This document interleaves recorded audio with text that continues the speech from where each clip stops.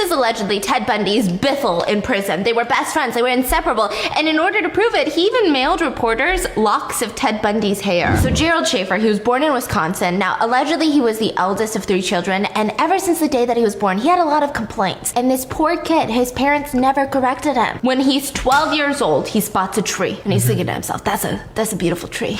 But you know what would look better on that tree? Me, tied up. So while he's tying himself up to this tree, even though it's very painful for him, he would actually fantasize about hurting women while he's tied up to the tree. So in high school, he dates a girl by the name of Sandra. Then in college, he has another alarming experience where he tells his professor that he can't stop fantasizing about murdering people. So he graduates, and you know what this guy wants to do? He tries to apply to be a Catholic priest. Now, the Catholic Church straight up denies him and says that he has such little faith. I think what they were trying to do is to kind of motivate him, but he's so discouraged that he just quits. So then he thinks to himself, well, I can be a teacher because I want to teach everyone the honest, purest family values. Now, as he's practicing to become one, he's an apprentice, and out of nowhere, he gets fired. Apparently, he felt it was his duty to kind of take the kids aside and teach them his own values. Now, it's unclear what he said to these kids. So what does he do next? He becomes a police officer. Now, the first couple of jurisdictions that he applied for, he was rejected, mainly on the basis that he failed his psychological exams. But there was this tiny small town that was like, you know what? Who cares? Who cares, you know? We like a little risk. We like a little fun. We want to get sued. So he joins this police force, and within weeks, he's fired again, okay? Now, he's fired mainly because, well, there was 2 reasons. The first person said, well, he has just not 1 iota, not 1 ounce of common sense. But an ex-FBI agent who worked on this case later said that Gerald was actually caught doing a lot of traffic stops. His favorite thing was to give speeding tickets. He would pull over specifically women in cars that were by themselves driving. He would pull them over for whatever reason. He drives to the station, goes on the police computer, looks up their phone number, looks up their address, grabs his phone. I'm the cop that pulled you over. What are you doing Sunday night? You want to go on a date? So of course a lot of women complained, so he gets fired for that. But he still gets another job at another jurisdiction. So once Gerald gets hired at the Martin's Sheriff's Department, he starts going a little bit crazy, okay? Within a month, he gets fired for what he calls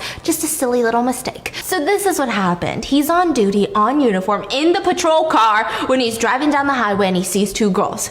They're hitchhiking. So he pulls over. It's 17-year-old Pamela and 18-year-old Nancy. And he's like, wow, girls, what are you guys doing? Did you not know that hitchhiking is illegal in Martin County? Now, this is a lie, by the way. But he pulls them over and says, before I arrest you, I'll just drop you guys off. You guys are young. If you tell me you didn't know the rule, if you didn't know the law, that's fine. So why don't you hop in the back of my police car and I'll drive you to where you need to go. So the girls get in and they're like, oh my God, thank you so much. So he starts driving and they start bonding. They start talking and the girls said, well, we just really wanted to go to a beach. Like, we haven't been to a beach in so long. We thought maybe the fresh air was nice, but we don't have a car, obviously. So we were trying to hitchhike. Oh, well, that's so dangerous. You know, okay, how about this? How about tomorrow I take you to the beach? Now, side note, the girls do say yes because throughout this entire car ride, first of all, they thought that hitchhiking was illegal and this guy spared them a ticket. This guy spared them jail time. So this feels like a very nice, understanding police officer. Second of all, wouldn't you technically think that your odds with a police officer should be safer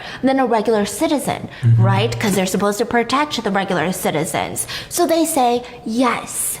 And the next day, he comes, picks them up, and they're so excited. And he starts getting a little creepier as the car ride progresses. The girls are like, okay, this is weird. Then they start looking out the window and they start noticing that they're not actually headed in the direction of the beach. They're headed in a different direction. So they start getting a little bit more and more nervous. They're headed towards the woods. Then all of a sudden, Gerald Schaefer stops the car. He forces them out the car and they start walking through the woods at gunpoint and he finds this tree. So he gets the girls to this tree and he starts hanging rope on the tall, tall branches and looping it down and then tying the ends in a noose on the girls' necks. Now, the thing about this is that they're not standing. The girls are actually tippy-toed on one of those big roots that come up from the soil. If they were to drop their heels down, then technically they could suffocate. He starts just telling them really disgusting things, calling them names, and then out of nowhere, he says he's gonna be right back. He ends up leaving in the cop car. Now, it's unclear what he went to do. A lot of people speculated that he probably went to go get something. No, the girls are by themselves. They're crying. They're freaking out. And these are like best friends.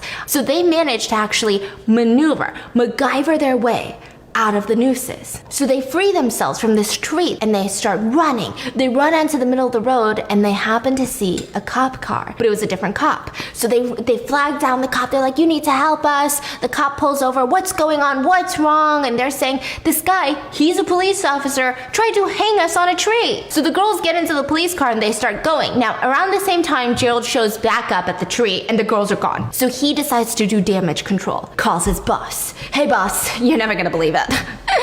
You're gonna hate me. It's kind of like a dumb mistake. I just wasn't thinking. I don't know what the deal was with that. What did you do, Gerald? And he says, well, these two girls, they were hitchhiking and they were so young, 17 and 18. And I thought, well, if they keep hitchhiking, they're gonna come across a bad person one day.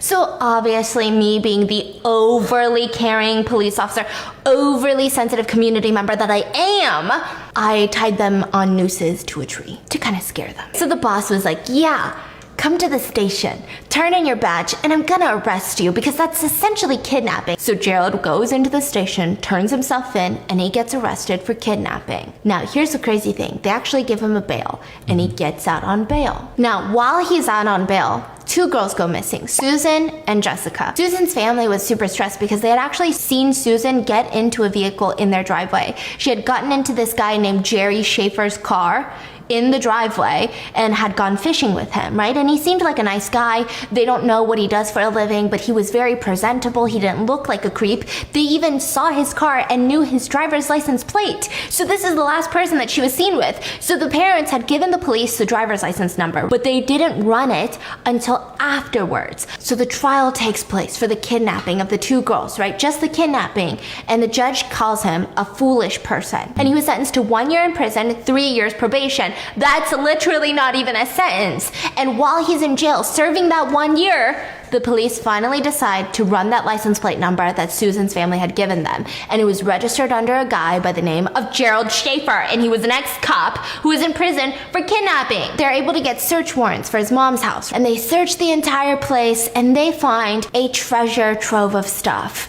An entire just buckets on buckets of very damning evidence. They found, first of all, poems, short stories that he had allegedly written that were allegedly fiction. It later becomes a book about just murdering, eating women, cannibalizing women, poems about how he felt about women because they were all sleuths, all of that nonsense. There was a poem called The Flies in Her Eyes, talking about a decomposing woman. A lot of people say that these poems are not fiction, that they are honestly like his diary. They also find belongings that belong to a lot of people that went missing.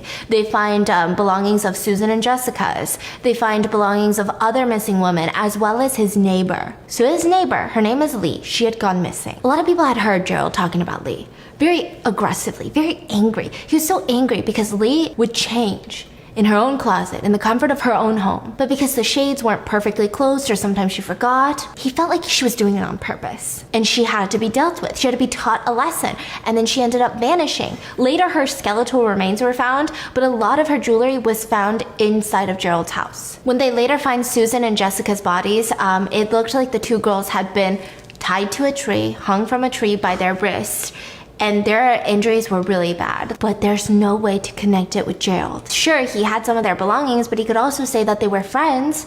Who puts him at the crime scene? So at the end of all of this, he was only charged and convicted of, I believe, Susan and Georgia's murders. So just 2 of the many, many belongings that they found. The public perception is that this guy's got a lot of victims. You know, this guy's a full-on serial killer. Let's be real. How does he have all of these items? He was found guilty. He was convicted. He was sentenced to 2 life sentences in prison plus 20 years, okay? Like a sprinkling for like extra dessert, okay? And he tries to appeal over 20 times. He says, I absolutely did not did it. I've been framed by another cop. But at the same time, he was sending letters to his friends and his attorney that he had killed over 34 people, and he was so proud of it. He said that he was actually one of the most genius and innovative and eloquent and articulate serial killers of today's time. He believed that he was better than Ted Bundy. In fact, he bragged to everyone that Ted Bundy admired him. And he says, my numbers might be off because if I kill a pregnant woman, does that count as 2? So because these letters were later exposed, a lot of true crime authors referred to him as a serial killer in their true crime books. He sued over 20 different true crime authors and journalists and like news people for calling him a serial killer, because technically he was only convicted of what, 2. So he can't really, by definition, be a serial killer. And that's when Sandra finds out, the high school girlfriend. And now at this point she's a true crime author, so she decides to write to her high school boyfriend, hey, why'd you kill people? Like, what's going on? So they start exchanging these letters and they decide to write a book. Now they categorize this as a fiction book, which means it's not true, but it was called Killer Fiction. They came out with like 3 different books. So they started collaborating, they would write about his crimes, but then they also included all of the fake short stories that Gerald had written about, allegedly about his crimes, and they're intense. So he wrote about how he had cannibalized these 2 girls. Everything was really detailed. Sometimes he had written that he would assault his victims, kill his victims, assault them again, bury them, and then come back days later to dig them up to assault them again when they were maggot infested and all of these disgusting things that Ted Bundy was also known for. He also fictionally wrote about how he loved kidnapping mom and daughter family members so that they could be forced to watch while he brutally tortured and assaulted the other family member. And he would only kill them when he got quote unquote bored. He fictionally claimed that he has killed women in every possible way. The author, Sandra London. So at first she claimed that these were all fiction. These are all fictional stories. But later she would tell, even in her second edition of Killer Fiction, that she believed that this was the truth and he was this raging serial killer that he needed to be stopped. So you're thinking, why did she do that? Because there were a lot of rumors that her and her ex high school boyfriend Gerald were dating again. Well, it's because she broke up with him, allegedly. I don't know if they were actually dating, and she went on to marry a different serial killer in Florida by the name of Danny Rolling. And they too were like writing books together. And he was super about this because he sued her. Gerald sued his ex-high school girlfriend like 3 times. Now, fictionally, if you ask Gerald why you did these things, why did you do it? He said that before he met Sandra, he had a high school girlfriend by the name of Cindy. And this is who he had lost his V card to. And she was obsessed with pretending like it was non-consensual. And this happened for like 3 years. And when he finally told her he didn't want to do that, she broke up with him. And so this was in his mind that that's how it's supposed to be. So December 3rd of 1995, he was murdered. So an inmate had gotten into his cell. The inmate was actually already in prison for a life sentence for murder. So they had gotten into a fight over coffee and the hot water. So he went in there and killed him. But the other inmates, they said that they weren't surprised. And allegedly, the inmate that killed Gerald, his last words were, "You ain't gonna need hot water in hell." So apparently he had been getting bullied a lot in prison. So this is why I said allegedly he was Ted Bundy's best friend, because a lot of fellow inmates said that this guy was just so annoying. He was a snitch. His cell had been set on fire over 2 times. He had been beaten up multiple times. So he believed he was a moral, just cleanser of this earth, just the cleaner upper. So after he died, a lot of ex-FBI who worked on his case came forward because I think that they were really scared of getting sued. Okay? So they finally came forward, and one of them said, out of all of the cases that he's done, out of all of the serial killers that he's interviewed, Gerald Schaefer was probably his top 5. Top 5 in just the sickest minds. I hope you guys enjoyed today's story. I know that it was a little bit dark, and I'll see you guys tomorrow. Bye!